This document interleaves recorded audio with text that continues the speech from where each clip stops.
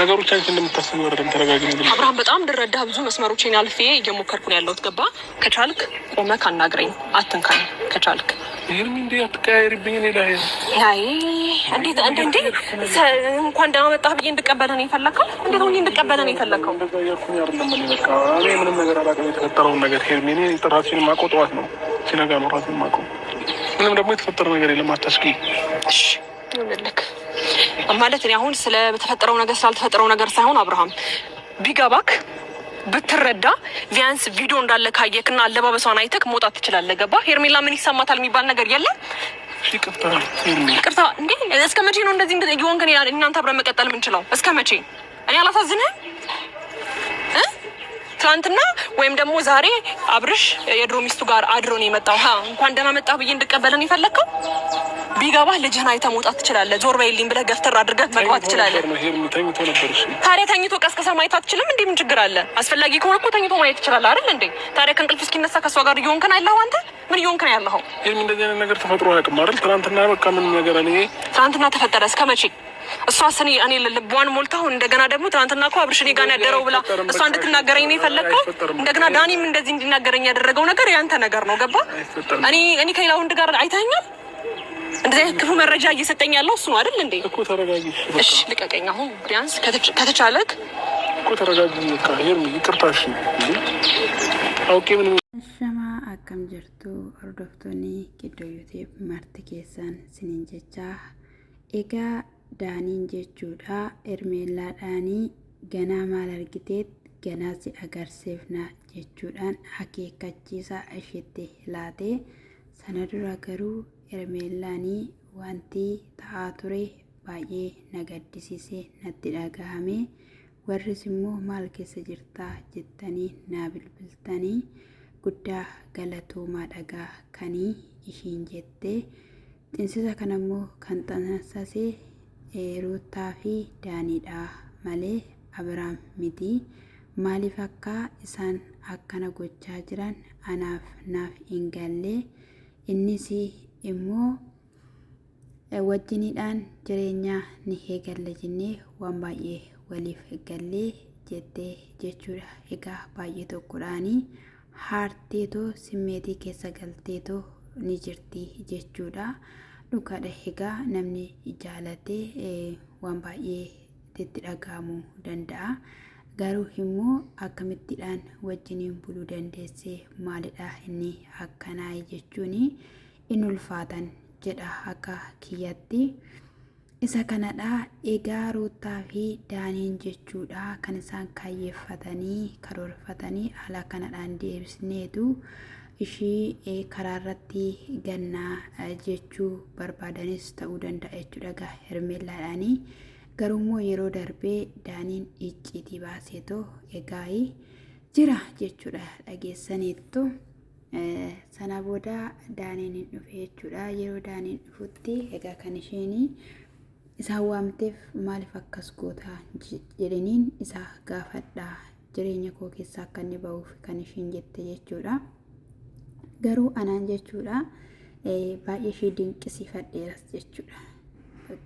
Baay'ee ishee dinqisiifadheera. Iddoo kamitti jettanii iddoo isheen anas ofis kabachiifteet anas kabachiisuun sirraa eegama abbaan arge dhufee narratti lafanneetu iddoo isheen jetteen Abiraamidhaanii achitti garuu baay'ee tokko ishee dinqisiifadheera jechuudha. Sana booda garuu Daaniin hin dhufe jechuudha. Yeroo Daaniin dhufutti nagaa gaafa gaafatu nagaa itteen harka naqabeennaan harka qabuu didde jechuudha. Gixxim jettee sana booda marrakkoo qabaa na cabbaxi naamna gaafa inni jedhuuni kaameraa fuuldura sila ta'ee fi osoo kaameraa duuba ta'eeti na hammattaa na dhungatta ofitti na qabatta jaalala keenaaf ibsi ta'een jechuudha. Inni kaameraadhaaf egaa wanta ta'aa jiruuf akka mijatu jedhee jechuudha. Sana booda oduu hin odeessinii jetteeni taphaannaan sin kabala jetteen jechuudha.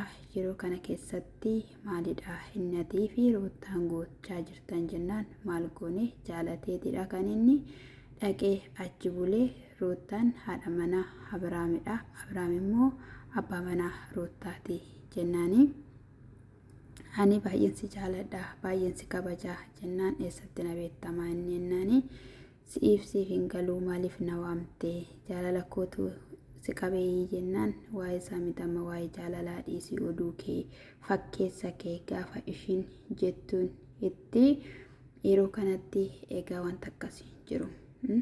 Biyya biraan deemnaa naan hin jennee haati isa kanaaf iyyuu maanneennaani isa sin akkas gootan isa sin walii galtanii gochaan sin gochaa jirtan maalidha jennaan tokkollee dubbii seeraa deebisuu hin dandeenye jechuudha. Daaniini egaa waan waa jiru fakkaata jedheen yaada jechuudha. Akkasumattidhaani ennaa jechuudha kun immoo jechuudha egaa Abrahaam jechuudha dhugaa dubbachuuf Abrahaam nagaa miti dhugaan sinin jedhe waaqa nagaa dhadhee nama nuhanii jechuudha.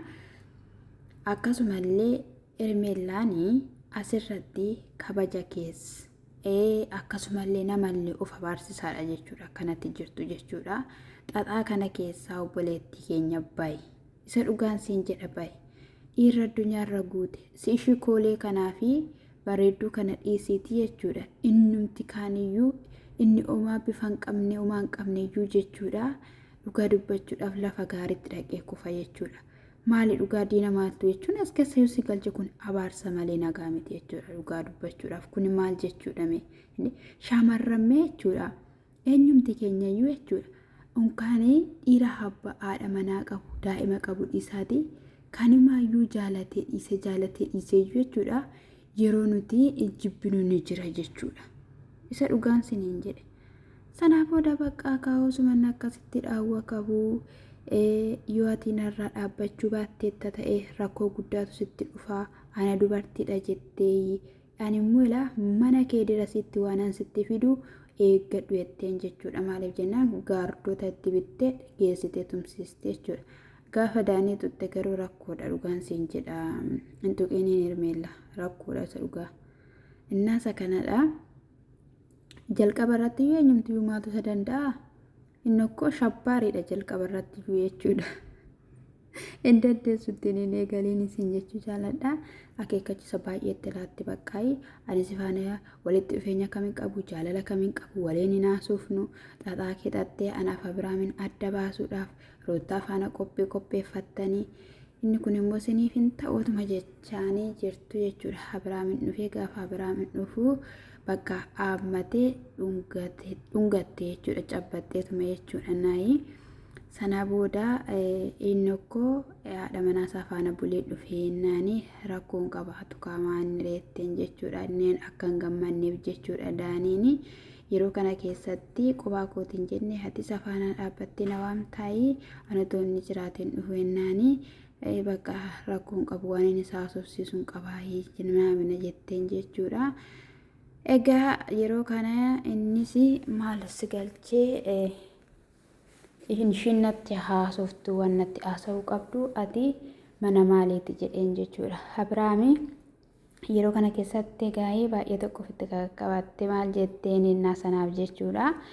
Waan gaarii waan hin haasofneef jechuudha. Daaniinis ati deemiti ani fitti naasaa waliidhaan hin haasofneef kallattii walii galuudhaan walii galla gaafa inni jedhuuni yeroo kana keessatti itti dhaadatee biraa kutee jechuudha.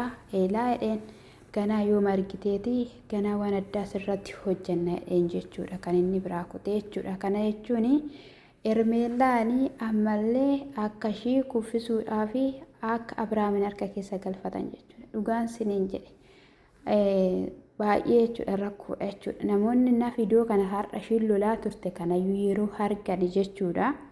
Akka isheen jalqaba irratti argitaniittu gaafa Abrahaam waan tokko balleesseera ta'e jechuudha. Yookiin immoo gaafa Abrahaam guutumaan guutuutti gara harka Hermeellaa gale jechuudha. Yoo inni imimmaan buusee boobaate dhugaan sinin jedheen argitu jechuudha.